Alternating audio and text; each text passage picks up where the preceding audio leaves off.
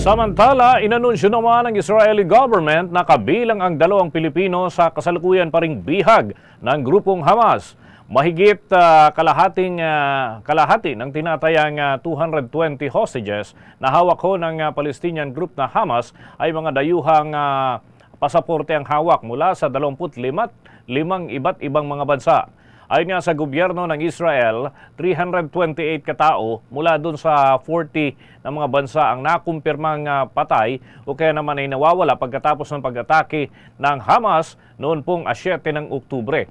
Sinabi ng nasabing mga opisyal ng Israel na 138 sa mga hostages ay may mga foreign passports at kabilang ho ang 54 na Thai nationals, 15 Argentinian, 12 Germans, 12 Americans, 6 na French at 6 na Russian. Marami rin ang pinaniniwalaang may dual nationality tulad na lamang ng mga Thai at 5 Nepalese na kabilang ho dun sa mga bihag.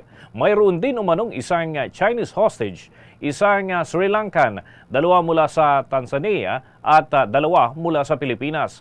Kabilang sa iba pang mga dayuhang bansa na dumanas naman ng matinding pagkasawi ay ang mula sa Estados Unidos na may 34 na naitalang namatay at 5 pa ang patuloy na hinahanap dahil hanggang ngayon ay nawawala pa ang mga ito.